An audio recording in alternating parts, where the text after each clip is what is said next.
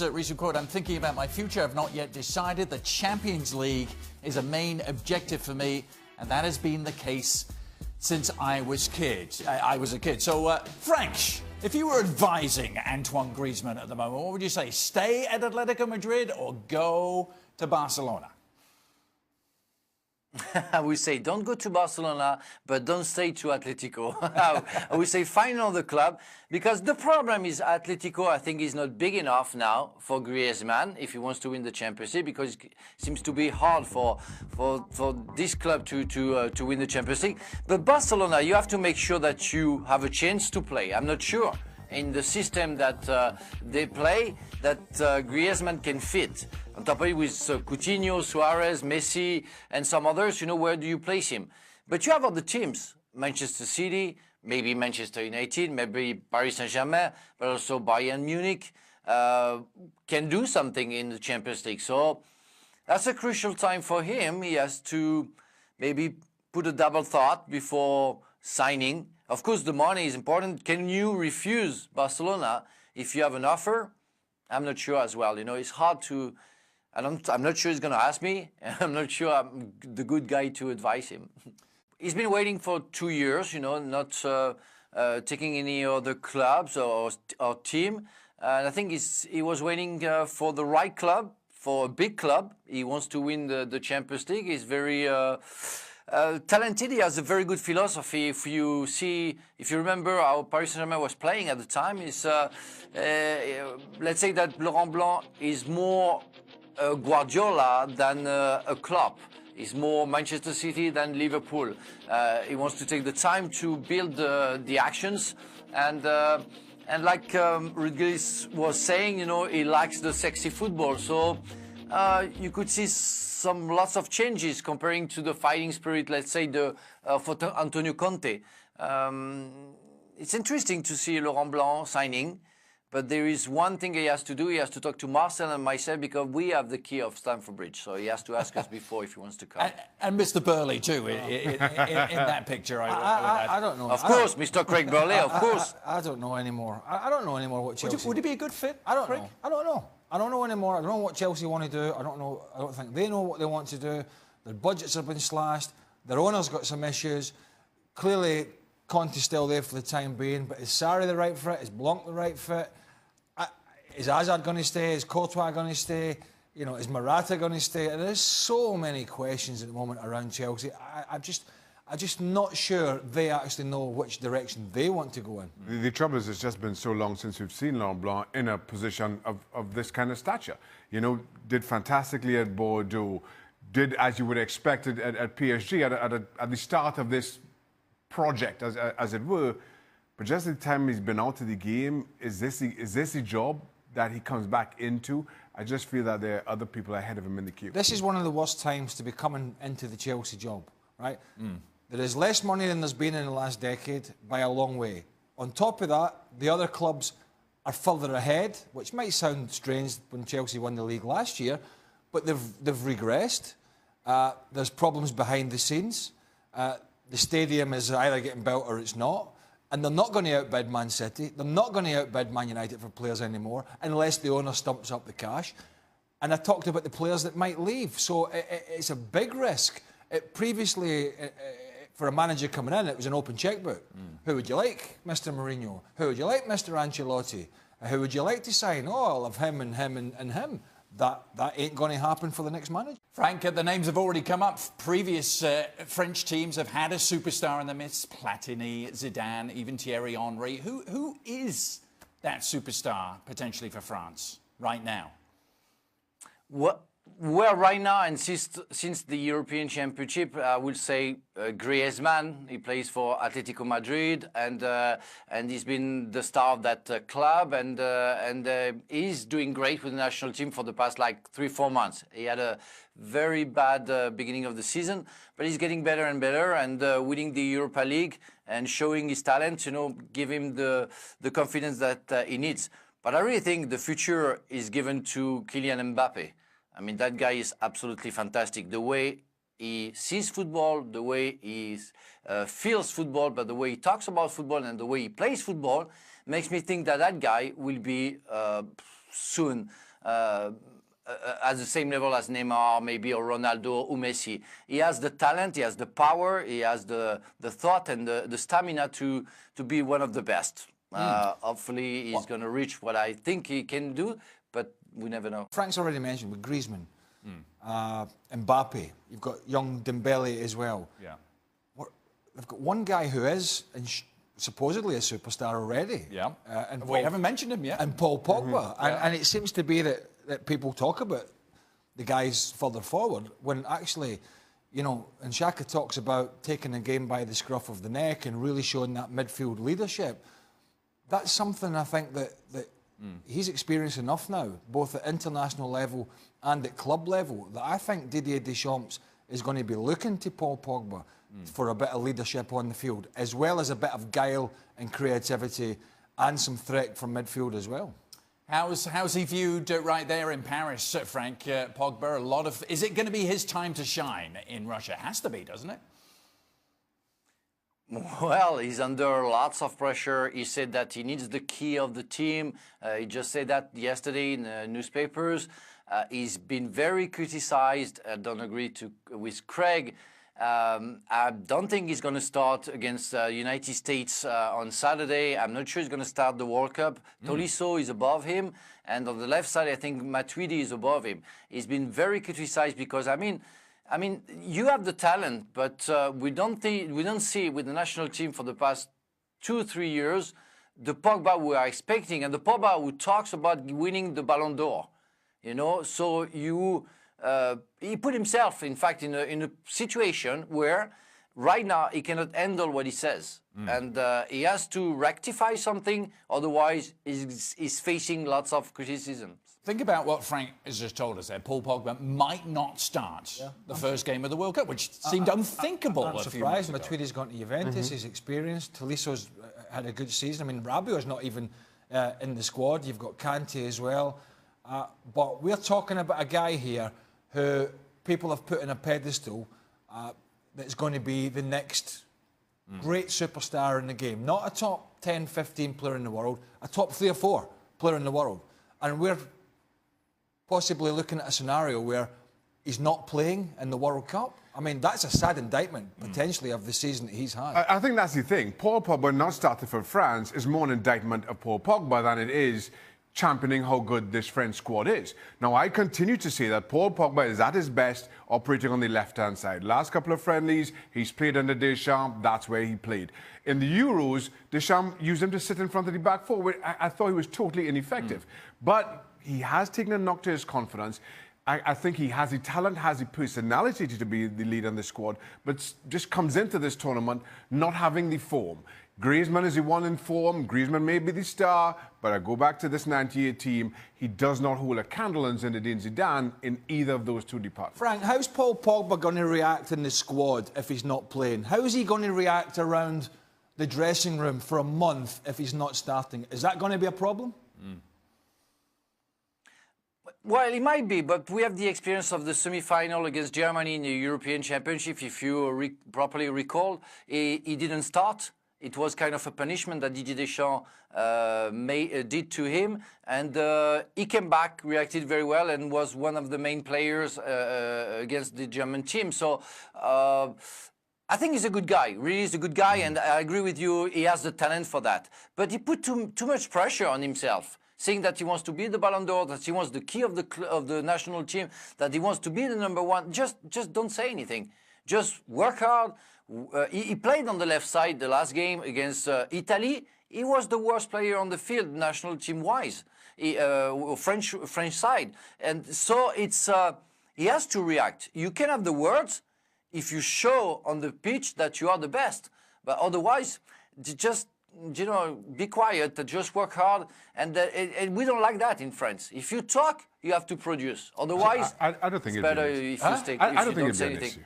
I think, well, you know, for a big star player not playing at a World Cup, you know, you've got to have a great mentality to be able to accept that. I thought he took it on the chin from Jose Mourinho as well. He had his issue with Jose, but didn't seem to be a disruptive element within that Old Trafford dressing room, which is why I say if he's not playing for France, I don't think he will be, you know, anything to worry about. I'll tell you what, though, you mentioned Mourinho.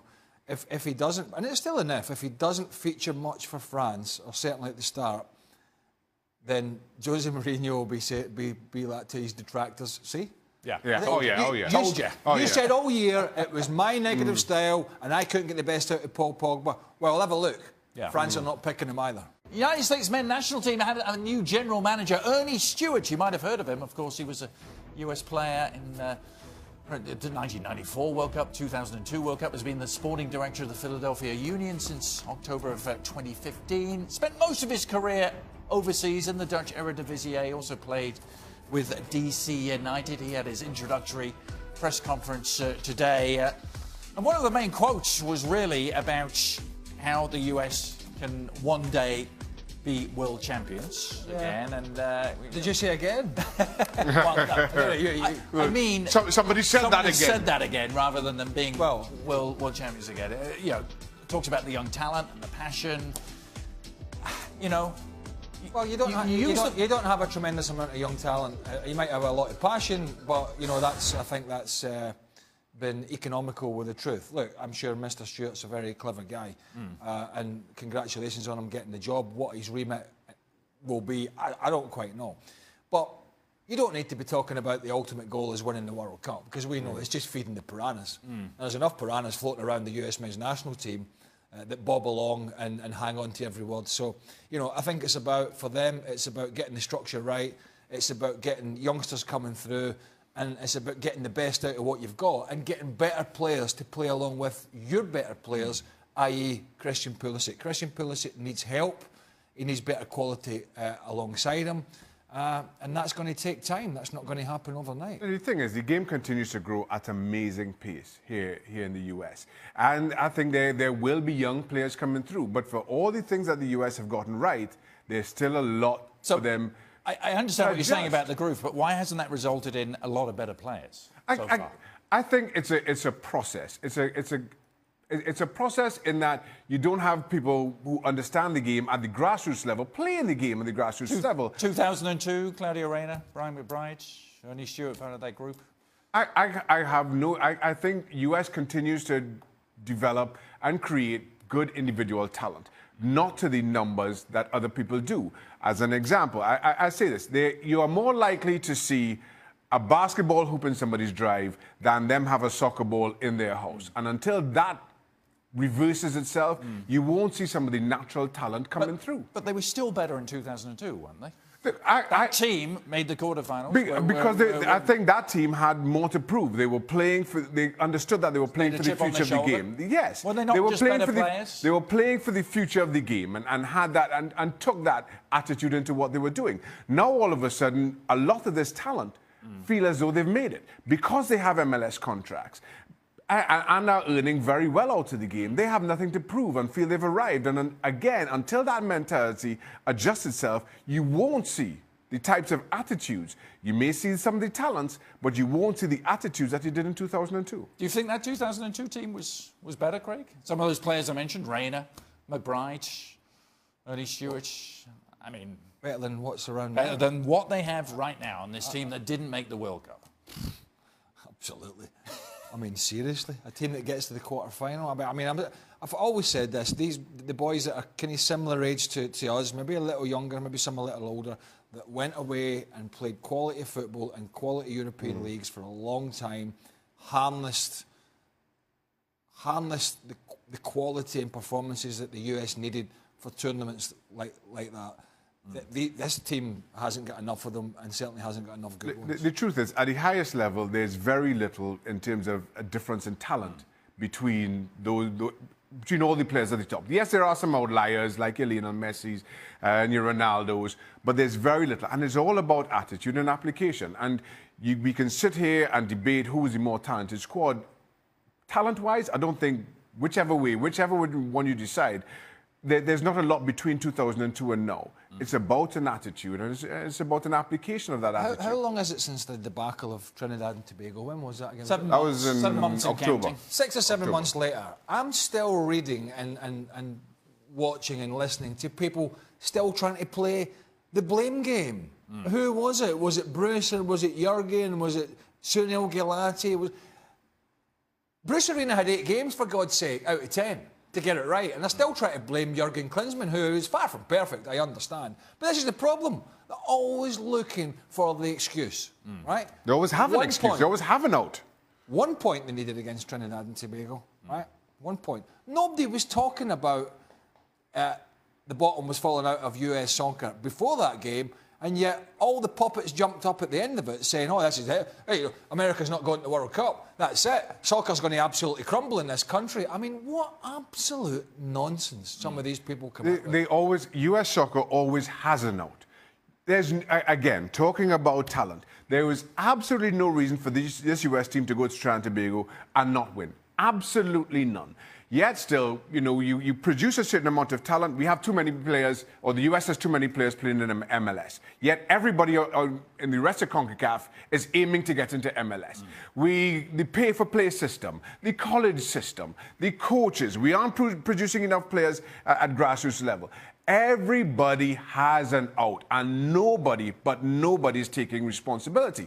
And that, again, is the difference between this team, the team in 2002, you want to go all the way back to 94 and 1990, where you had arguably less talent and certainly less in terms of a size of a players pool, but they all had something to prove, and that is the biggest difference between then and now. It's a how long until the World Cup actually starts edition of ESPN FC Extra. Craig's been counting down. Craig's been keeping track. Can it just arrive, please? Somebody asked me to do another predictor. I'm going to... How many have you done, by the way? Let me predict how many. Same as probably most other people, but I mean, it's like the first thing people... As soon as you walk in the office, the first thing people say now, done that predictor? Like, what one? I did... Here's the trouble. I have to go back and keep watching my original predictor. Yeah, one on a I forgot. One the other day for a magazine, one... Is there more? Is there anything I've missed? If it was called a guesser, would that be more? Yeah. Oh, it's a guesser. Would you like to? Oh, it's a guesser. It's a guesser. Rather than a predictor. I guess. I guess we're going to be asking you. We're going to be asking you, or rather, Ramsey's going to be asking you. Any more predictors? I'm going to go to Russia. I'm going to pay my own flight. Is that a threat or a promise? I predict there's no way you boys will pay chip for your in. own flight. Yeah, we will. You boys will chip in. You would pay for your own flight. Just to get away from these bloody predictors. Who are you supporting in the World Cup, Ramsey wants to know, besides TNT, of course. I'm supporting Costa Rica. Oh, yeah. I'm going CONCACAF. Flying the flag for CONCACAF? Yeah. Yeah? I'm going CONCACAF. They did pretty well. They're actually a decent side, aren't they? Yeah. They did pretty well last time. Had a good tournament 4 years ago. I'm going to Costa Rica again. Yeah? What group are they? I'm trying to remember what group they're trying to get out of. They're in Costa, they're in their own group. I predict, I can't remember what group. I can't remember. That's the trouble with a lot of groups. It all just sort of evolves into one, doesn't it? Well, they surprised everyone by getting out of the group in Brazil. They won it. England, they won the Italy, group. Uruguay, and they won the group. Yeah, yeah. Amongst 3 former winners. Yeah. And then pushed on from there. So you are an honorary Tico with Serbia, Switzerland, and Brazil. I can tell you. Okay. So Easy. Did you just think of that? Yeah. It suddenly came to me. Suddenly in your ear. In my ear, it came to me. Costa Rica and Brazil. Brazil in trouble. Gavin, switching the subject, but keeping it very much on goalkeepers, says, who plays in your dream team, Ederson, Neuer, or De Gea? I think De Gea is the best in the world right now. Yeah? De Gea. Yeah? Yep. But you didn't pick him for the World Cup starting 11, did you? No, I didn't. I forget. Oh, you had Alisson. I had Alisson. Yeah. Oh, hold on. The plot thickens here. The plot thickens. De Gea is the best in the world. Yeah, but at the moment, but I've just picked my World Cup team about 2.5 hours ago at your desk, and you put Ederson in. Alisson. Alisson. But like I Alisson, said, explain. I picked that team feeling who comes out of the World Cup with their reputation the most enhanced. It was a forward-looking. Yeah, that's what I used. That was your own remit. Yes, that was my. That's what I was just told. Pick a World Cup 11, and that's what I went. Smell a bit of BS here. Which players will come out smelling of roses? Yes, that's what I said. He's always got an answer. That's what I said during the show. All right. That's why I nearly had Man. That's why this man does the Shaka's power ranking. That's why I nearly had Man in the team, because I think Senegal will do very well. I think you should do the what's that team that Nicol and Marin are doing on Sunday? No, I don't want to do that. No. The team of the week. I think you should be doing team of the week as well. No, Premier League team of the week. Yeah, based on the power rankings takes up my entire week. Shaka's power ranking. I mean, that's why he does it. Takes up my entire week. Got all the answers. Talking of Premier League, thank you for that. Are Manchester United closer to winning the Premier League than Liverpool or Spurs? Is the question. Yeah. Well, I mean, simple mathematics would tell you straight away. They were closer mathematically this year. They were the closest this season. I guess the question is perhaps more of a big picture look at. Yeah, well, I wouldn't throw Spurs into that, but I certainly, because I don't think they'll be in the running next year. Liverpool will have Keita next year. But Liverpool, they've signed Fabinho. They've signed. Well, they signed Keita a while ago. Yeah. There's been some talk about Salah, but that agents in Barcelona and all that, but that will never go away because of the season he had. But I would still say Man United will be the closest, I would think. Bearing in mind they're signed, they've got Fred coming in, and there will be more. Yep. There will be more coming in at Man United. As we sit right now, I think without question, Manchester United are the closest to City, who I still have as favourites. I expect both clubs, this is Liverpool and Manchester United, to make a lot more signings between now and the start of the season. But as we sit right now, yes, United, without question. United will be winning that league title before the other two, Well, I'd actually like to see Liverpool put a real push on, because they haven't won it in the Premier League current era. No. But I'm not hedging my bets for one over the other. But I think Shaka's right. It's City at the moment. It's United, and then it's probably Liverpool close third, depending on transfer activity. And for Spurs, 1961, I believe. Are we going to see Spurs win a? Well, they don't even know if they're going to have a manager. Well, they'll have a manager, but does it depend on keeping Pochettino? They don't know who it's going to be. They're moving into the new stadium. We'll be ready for the start of the year. I'm not sure. Daniel Levy will need to open the purse strings. Are you confident Pochettino's staying, or do you think, because he's just signed a new contract? You're not confident. Even if Pochettino stays, I don't think Spurs come close to the other three. And I think Spurs' biggest issue is not Pochettino or whether he stays or goes, but their wage structure. If you allow a player like Toby Alderweireld to run out his contract, which he's got 2 years left, but you aren't willing to match his demands, it shows that you aren't serious about competing with the others. You aren't. All right, well, talking of serious, final question from Jacob, and I guess it's specifically directed to Craig. Craig, do you try to create scenarios wherein you make ridiculous statements that lead to Shaka Hislop laughing hysterically? I love when people say this, because I love when people put stuff like that down, because nobody ever tells me what the ridiculous statements are, so that I can make an argument about why they're not ridiculous. Some people think stuff are ridiculous because they don't agree with them. Right. And I love the thought that you would put that thought into what statements are going to make him laugh. So he can laugh. I mean, we do say things off the cuff, but there won't be statements about anything serious about football. I mean, people get a bit mixed up about that. No. But I think people like seeing Shaka laugh. Well, he laughs. It's fun. Hysterically. You got to enjoy what you're doing. That's all. I had him bubbling once for about 10 minutes. Oh goodness! What was that building from Napoli? It was the young lad at Napoli who may not have been as young as he was supposedly 17, wasn't he? And they reckoned he might have been 42. That was. And we had a long discussion about it one day. It was just before the World Cup, actually, in Brazil, 2014. We sat over there at the old desk. We didn't have a long discussion. It was live. It was. We didn't have a long discussion. You just kept going on about it, and then kept calling for ESPN lawyers to stop you. You kept calling for ESPN lawyers. So he loves a laugh. He loves a laugh. Hey, it's fun. Yes. Gonna enjoy it. Indeed.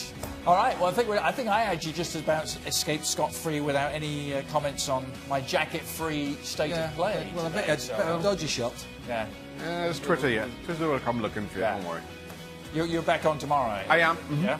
for more hysterical laughter. Well, we'll see. You won't have Craig providing it. Ridiculous statements. We'll see. We'll see. See how I feel. Paul Mariner will be the man making you laugh All right. hysterically tomorrow. With a nose like that. ESPN available every day. Ali Moreno will also be on tomorrow. Oh, hope ESPN he's dressed Plus the sign. And Ralph Hollickstein. In fact, names keep on coming to my ear. I'm leaving my jacket home. Not Frank LeBeouf. He's done.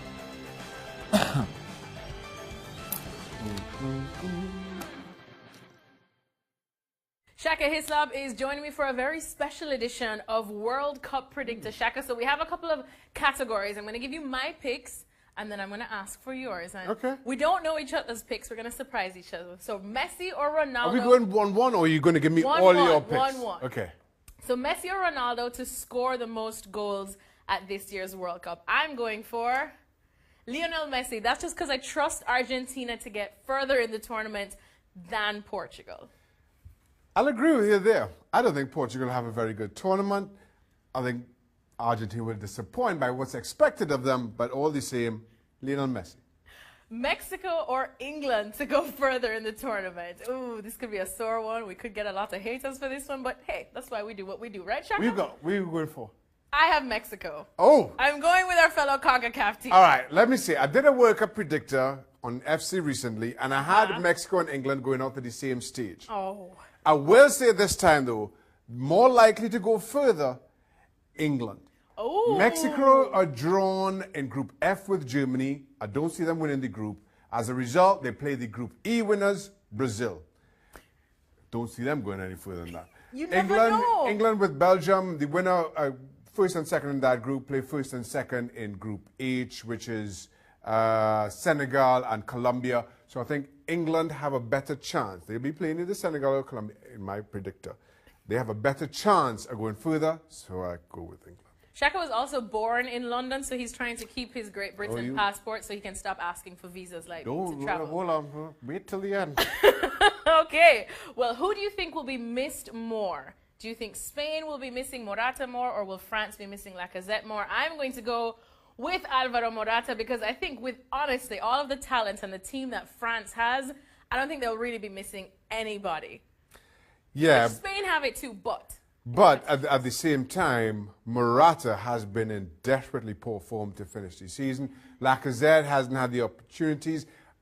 I like Lacazette more, maybe. I do. You see, when France fly all the way through the tournament, I'm going to remind you of this. Okay. And you can tell me if they're really missing Lacazette. If Spain stumble, it's not going to be because Morata isn't there, though. I'm just saying. All right, Shaka. Finally, let's go to this one, the underdog story. We all love an underdog story. We know Iceland is pretty much everyone's underdog, if you want to call them that. But you know what? I'm going for Morocco. I think they are a very stubborn team.